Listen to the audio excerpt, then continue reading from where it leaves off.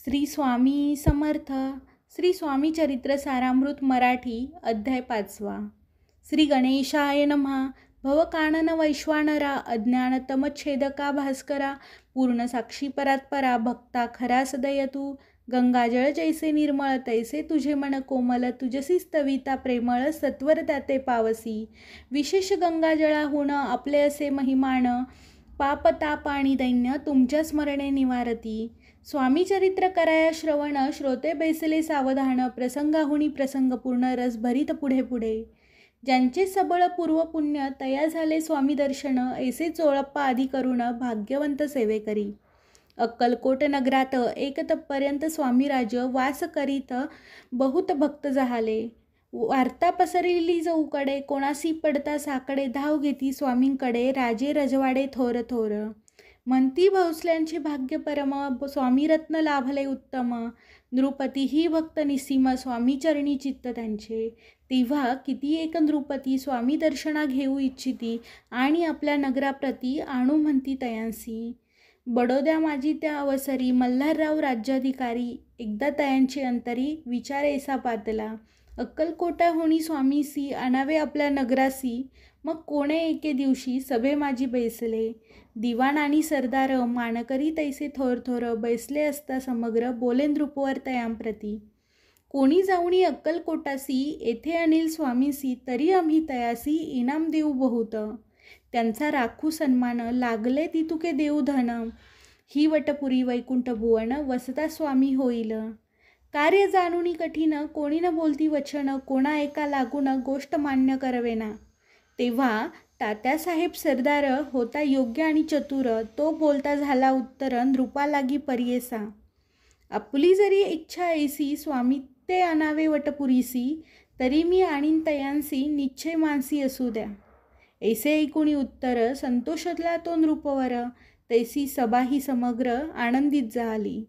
संजीवनी विद्या साधया करता शुक्राजवळी कच जाता देवे सन्मानीला होता बहुत आनंदे करुणी. द्रुपतीसह सकळजने त्यापरी तात्यासी सन्माने गौरवुनी मधुर वचने यशस्वी होऊन म्हणती तया. बहुत धन देत नृपती सेवक दिदले सांगाती जावया अक्कलकोटाप्रती आज्ञा दिली तात्या ते. तात्यासाहेब निघाले सत्वर अक्कलकोटी आले नगर पाहुणी संतोषले जे केवळ वैकुंठ. पाहुणी स्वामींची दिव्य मूर्ती आनंदित झाले चित्ती तेथील जनांची पाहुणी भक्ती धन्य म्हणती तया ते. अक्कलकोटीचे नृपती स्वामीचरणी त्यांची भक्ती राजघराण्यातील युवती त्याही करती स्वामी सेवा आणि सर्व नागरिक तेही झाले स्वामी सेवक त्यात वसिष्ठ चोळप्पादिक सेवेकरी निसीम. ऐसे पाहुणी तात्यासी विचार पडला मानसी या नगरांतुनी स्वामीसी कैसे नेऊ आपण. अक्कलकोटीचे सकल जन स्वामीमय भक्त झाले पूर्ण स्वामींचे ही मन रमून गेले असे त्या ठाया. प्रयत्नांती परमेश्वर प्रयत्न कार्य होय सत्वर लढून युक्ती थोर कार्य आपण साधावे. ऐसा मनी विचार करुणी कार्य आरंभिले तात्यांनी संतुष्ट राहावे सेवकजणी ऐसे सदा करताती. करुणी नाना पक्वाने करती ब्राह्मण भोजने दिधली बहुसाल दाणे याचक धने तृप्त केले. स्वामींची या पूजेप्रती नाना द्रव्ये समर्पिती जेणे सेवेकरी संतुष्ट होती ऐसी करती सर्वदा. प्रसन्न व्हावे भक्तवत्सले कार्य साधावे आपुले म्हणून नाना उपाय केले द्रव्य खर्चिले तात्यांनी. ऐशी आणि काही न झाले केले ती तुके व्यर्थ गेले ताता मणी खिन्न झाले विचार पडला तयांसी.